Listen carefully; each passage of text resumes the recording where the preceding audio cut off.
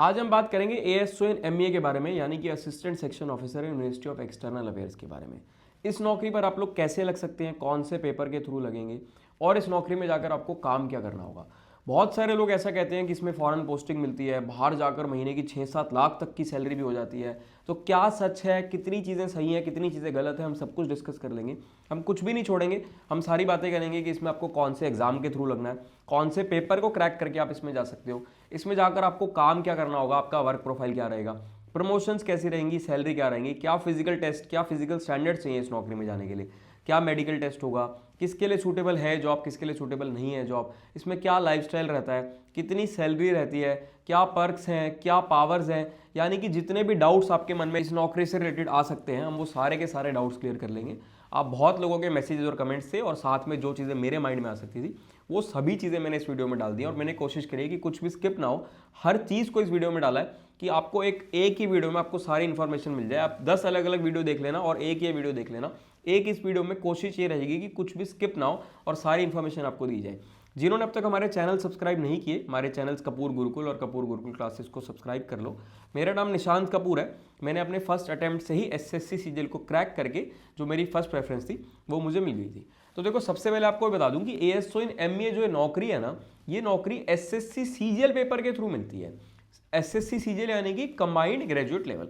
आपको नाम से ही समझ में आ रहा है, कंबाइंड ग्रेजुएट लेवल यानी कि आपको जो मिनिमम एजुकेशन क्वालिफिकेशन चाहिए वो चाहिए ग्रेजुएशन। आपने अगर ग्रेजुएशन कर रखी है तो आप लोग सीजीएल का पेपर दे सकते हैं और आप लोग एएसओ इन एमईए बन सकते हैं। और सिर्फ एएसओ इन एमईए नहीं, सीजीएल के थ्रू जितनी भी अलग अलग टाइप की नौकरियां लगती हैं आप किसी में भी लग सकते हैं। मिनिमम ग्रेजुएट होने चाहिए। ग्रेजुएशन यानी कि बीए, बीकॉम, बीटेक कुछ भी किया हो, बट मिनिमम ग्रेजुएट होने चाहिए। हर साल एक थ्रेशोल्ड डेट आती है, उस डेट से पहले पहले अगर आपकी ग्रेजुएशन कंप्लीट है तो आप लोग इस पेपर को देने के लिए और इस नौकरी के लिए एलिजिबल हैं। अब जो लोग पूछते हैं कि ग्रेजुएशन में 60% नंबर है, 50% है, 70% है, इससे कोई फर्क नहीं पड़ता। आपकी ग्रेजुएशन में कितने भी नंबर हो, आपकी ग्रेजुएशन कंप्लीट होनी चाहिए, आप एलिजिबल है।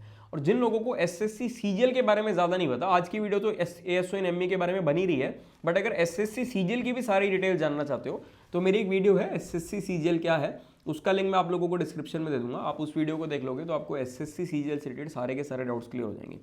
जो सीजीएल का पेपर आता है ना, इसमें मेजरली 4 चीज़ें आती हैं, मैथ्स, रीजनिंग, इंग्लिश और जीके।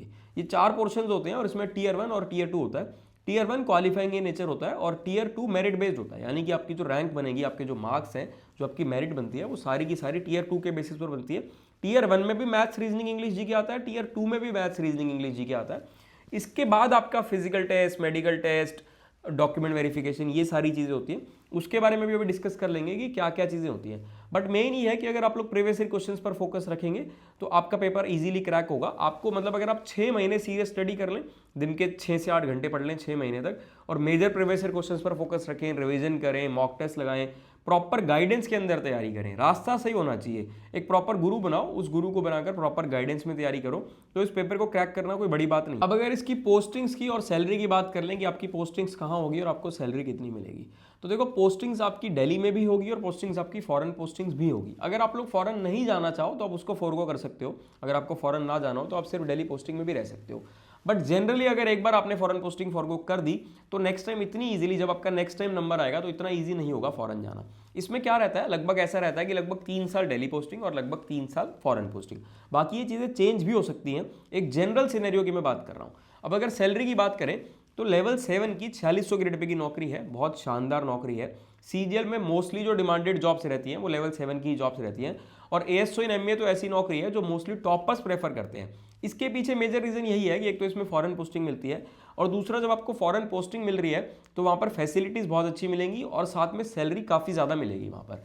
जब आप दिल्ली पोस्टिंग में हैं तो आपकी सैलरी लगभग 90,000 के आसपास रहेगी, और वहीं जब आप लोग फॉरेन पोस्टिंग में जा रहे हैं तो आपको बहुत अच्छी फैसिलिटीज़, जैसे कि बच्चों की एजुकेशन, बच्चों का स्कूल, बेस्ट जगह पर स्कूल, ऐसा नहीं कि कहीं पर भी, प्रॉपर एकोमोडेशन मिलेगा आपको, प्रॉपर रहना मिलेगा, और बहुत अच्छी जगह पर बच्चों की एजुकेशन फैसिलिटीज़ मिलेगी, और सैलरी काफ़ी अच्छी हो जाती है। वहाँ की करेंसी के हिसाब से सैलरी मिलती है, तो लगभग कह सकते हैं कि लगभग 2.5 से 3 लाख पर मंथ तक भी आपकी सैलरी हो जाती है। साथ ही में आपको और भी बहुत सारे बेनिफिट्स मिलते हैं जो ऑलमोस्ट हर सरकारी नौकरी में मिलते हैं, जैसे कि medical facilities, CGHS related, LTC मतलब आपको घूमने का पैसा, बच्चों की एजुकेशन, स्कूल फीस का रीइंबर्समेंट, और बहुत अलग अलग बैग अलाउंस, और बहुत अलग अलग टाइप के आपको अलाउंसेस और फैसिलिटीज़ मिलते हैं।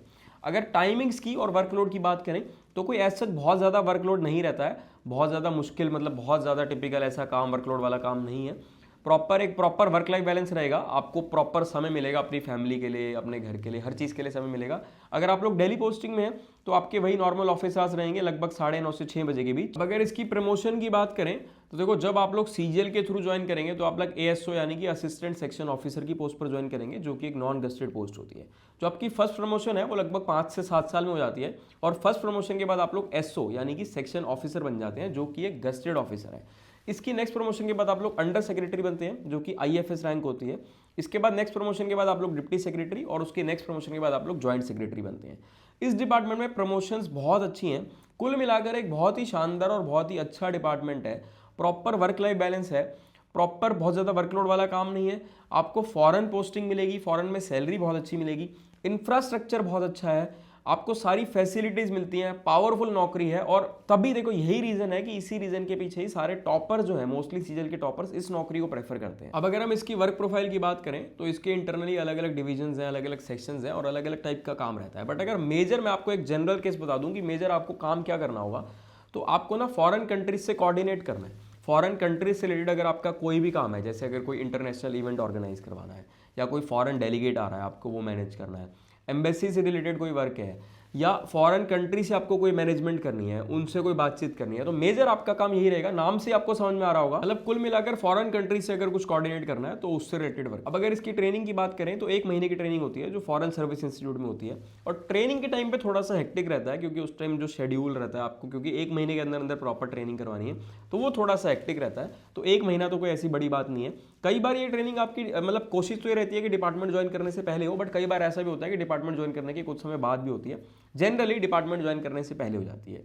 पोस्टिंग्स इनकी जो है, इंडिया पोस्टिंग्स और फॉरेन पोस्टिंग्स, जैसे मैंने आपको बताया, इंडिया में मोस्टली पोस्टिंग्स दिल्ली में है, आपको दिल्ली में पोस्टिंग मिलेगी। बट आप लोग डेपुटेशन पर भी जा सकते हैं पासपोर्ट ऑफिसेज में। मान लो अगर आप कहीं और के रहने वाले हैं, आपका होम टाउन कहीं और है, तो जब डेपुटेशन निकलती है तो आप डेपुटेशन पर वहां पर जा सकते हैं पासपोर्ट ऑफिसेज में। और जो फॉरेन पोस्टिंग्स हैं, फॉरेन पोस्टिंग्स पर भी जाने को आपको मिलता है। फॉरेन पोस्टिंग्स भी अलग अलग टाइप की होती हैं, अलग अलग टाइप की कंट्रीज हैं। 3 साल की पोस्टिंग भी होती है, 1.5 साल की पोस्टिंग भी होती है। कुछ जो हार्ड पोस्टिंग्स मानी जाती हैं वो 1.5 साल की होती हैं। बाकी जो अच्छी बढ़िया आपको शानदार कंट्री में जाने को मिलेगा वो 3 साल की पोस्टिंग भी होती है। आप फॉरेन पोस्टिंग फोरगो करके दिल्ली रहना चाहो तो रह सकते हो, बट जैसे कि मैंने बताया कि मोस्टली लोग एएसओ इन एमईए में जाते ही फॉरेन पोस्टिंग के लिए हैं, तो उनका एम ही यही है, वो जा इसीलिए रहे हैं। तो कौन ही ऐसा होगा जो नहीं जाना चाहेगा। साथ में आपको एक ऑफिशियल पासपोर्ट मिलेगा। अगर आप एमईए के ऑफिसर हैं तो आपका ऑफिशियल पासपोर्ट होगा, जिसकी बहुत ज़्यादा वैल्यू होती है। मतलब एक डिप्लोमैट्स को, आपको ऑफिसर को एक अलग पासपोर्ट मिलता है, और उसकी अपने आप में ही बहुत अलग वैल्यू है। जब आप लोग फॉरेन पोस्टिंग पर रहते हैं तो एक तो आपको वहाँ पे सैलरी काफ़ी ज़्यादा मिलेगी, जो इंडिया में सैलरी और जो वहाँ सैलरी है काफ़ी डिफरेंस होगा। साथ में वहाँ फैसिलिटीज़ बहुत शानदार मिलती हैं। इंफ्रास्ट्रक्चर जैसे मैंने बताया ही आपको, बच्चों की एजुकेशन, सैलरी इतनी अच्छी, एम्बेसी से रिलेटेड वर्क रहेगा, और प्रॉपर वीआईपी ट्रीटमेंट मिलता है शानदार फैसिलिटीज़ के साथ। और साथ में जो आपका वहाँ पर जो मेजर खर्चा है, मेजर सारा खर्चा तो सरकार ही उठाती है, तो आपकी काफ़ी मेजर पोर्शन ऑफ सैलरी वहाँ पर सेव भी हो जाती है। तो ये भी एक बेनिफिट है। अब बहुत सारी गर्ल्स का डाउट रहता है कि क्या गर्ल्स के लिए जॉब सूटेबल है या नहीं है। देखो, मैंने मेजरली तो सब बता दिया है। अब ये सब देखकर आप खुद डिसाइड कर सकते हो कि आपके लिए सूटेबल है या नहीं है। वैसे कोई दिक्कत नहीं है, बहुत बढ़िया, बहुत शानदार नौकरी है। बट सिर्फ एक छोटा सा फैक्टर ये है कि जब फॉरेन पोस्टिंग पर आपको जाना पड़ेगा तो मैरिज के बाद वो स्टेबिलिटी का थोड़ा सा इशू है। वो मतलब वो सबका अलग अलग है, डिपेंड करता है कि आपको ये चीज़ कंफर्टेबल है या नहीं है।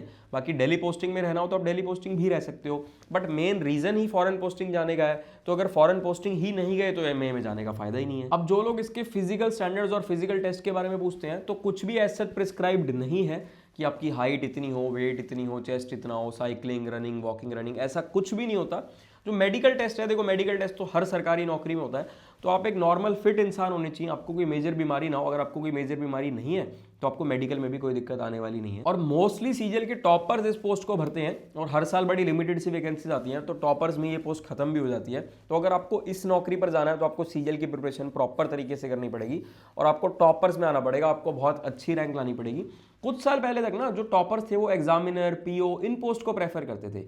बट देखो, टाइम के साथ साथ चीजें चेंज होती हैं। करंटली जो टॉपर्स प्रेफर करते हैं वो एएसओ इन एमईए या जीएसटी इंस्पेक्टर दिल्ली जोन में, ये वो पोस्ट हैं जो टॉपर्स प्रेफर करते हैं। स्पेशली एएसओ इन एमईए तो बहुत ही ज़्यादा डिमांड में रहने वाली नौकरी है। मैंने कोशिश करी है कि सारी चीज़ आपके डिस्कस करूं।